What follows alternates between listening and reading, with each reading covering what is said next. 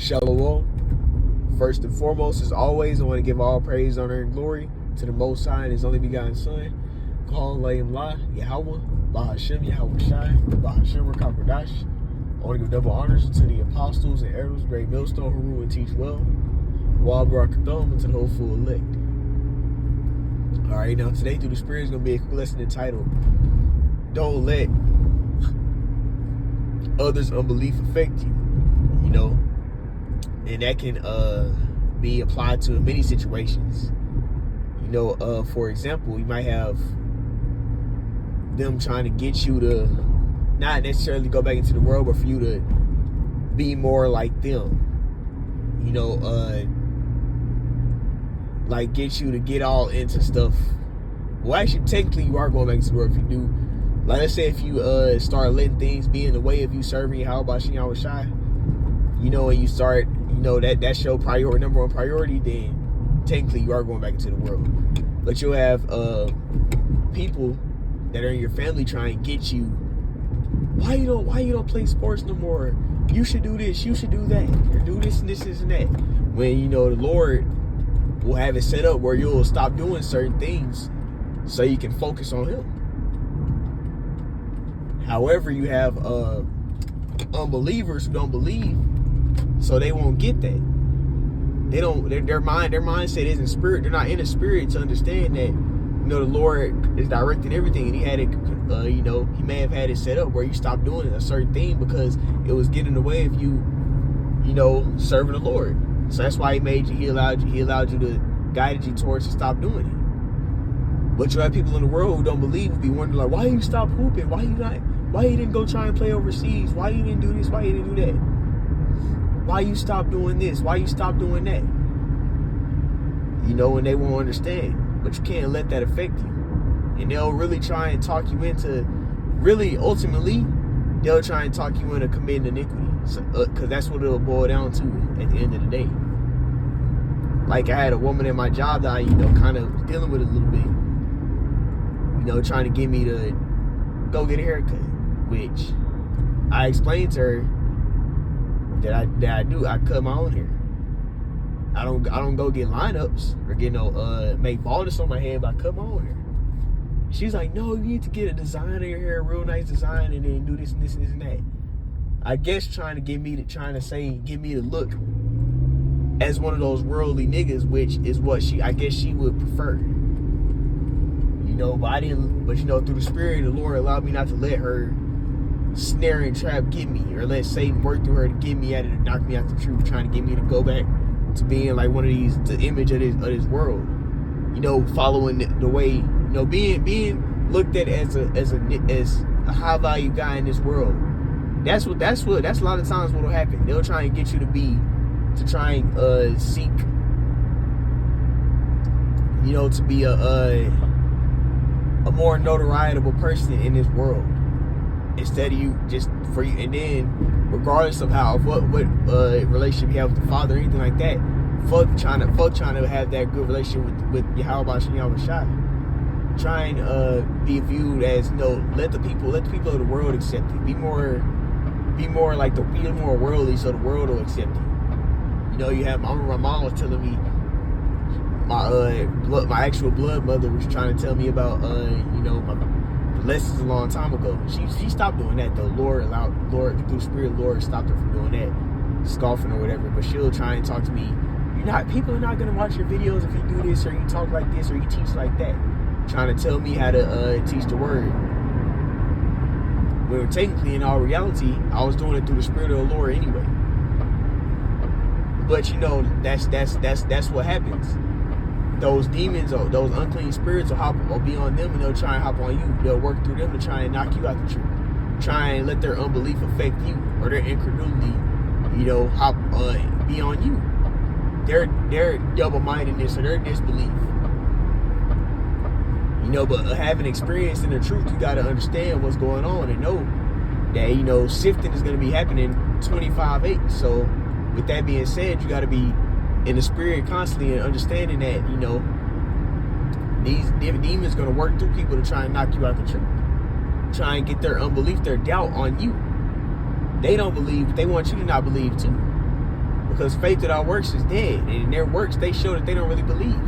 That's why they running to go take Esau's, serpent venom. They going to go take that because what? They don't have no faith, man. It's a lot of stuff they're doing because they don't have faith. They don't really believe like that. Some of them don't believe at all, actually.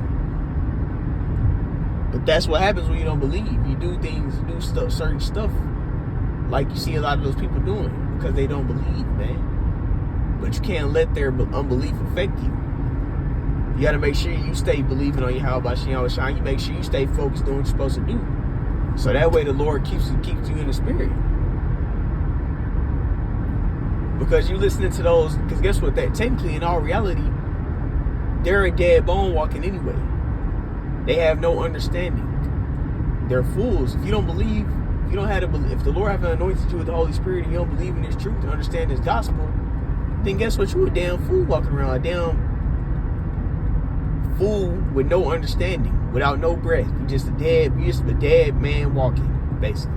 That's what these people are, just dead men. They're zombies walking around. They don't have the doctrine of life, so they're just a walking zombie. All they know is death. Mortal thoughts. Because mortal means death. And the scriptures say, let go from the mortal thoughts. Second Esdras, I believe it's 14 and it's somewhere in the beginning of Second Esdras 14. It speaks on let go from the mortal thoughts. So you're supposed to let go of those death thoughts, those mortal thoughts, that fleshly shit. That all that feed the flesh, that mentality. Commit all these iniquities. You only live once. That wicked ass mindset. And that's the mindset of unbelievers. And they're going to try and rub that off. The demons are going to try and work through them to get off on you. So you can't let their unbelief affect you, because guess what? At the end of the day, the unfaithful are going to die in their unfaithfulness. The ones who don't believe are going to die. Because you got to have faith to please the Lord. And you got to have faith for the Lord to deliver you. Because you're not going to receive anything from the Lord without faith, without belief. You got to have that strong faith. The Lord has killed off righteous men for not having faith. Israelites, saints, He's killed Israelites for not having faith. Because that's huge with the Lord. The Lord don't play about not believing, doubting, being double-minded. So you got to be really careful and understand that that doubt is gonna try to hop on you. But the main thing I want to touch on in this lesson was, don't let others' unbelief affect you. And don't listen to stuff they say. They're gonna scoff at you and talk shit because they don't believe. They don't believe in this truth. They don't know that it's real. They don't know the prophecies. So guess what they're gonna do? They're gonna talk shit and they're gonna scoff at you. They're gonna make you seem like you just stupid or something, because they don't really believe. However, at the end, it's going to speak. The vision is yet for an appointed time, but at the end, it shall speak. And whether you believe it or not, it's going to happen. Yahweh Shah is going to return. The Revelation 13 and 16 Charagma, which is the RFID microchip, is going to be implemented.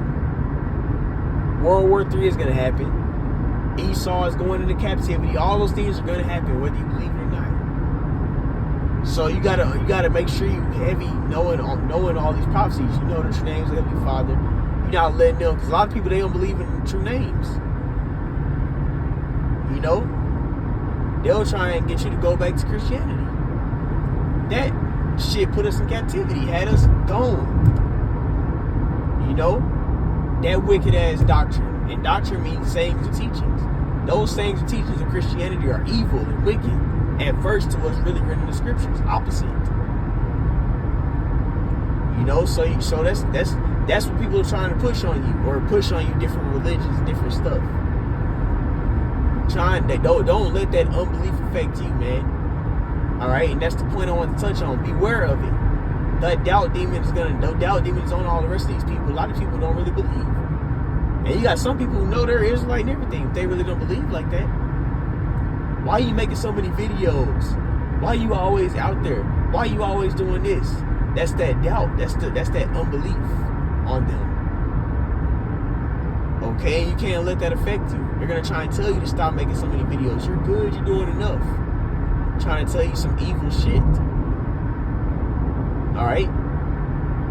But you got to make sure you stay in the spirit and understand that, knowing that we're in that time, man, where that's gonna happen. That spirit is gonna be lifted up on people because we're gonna get our faith tested.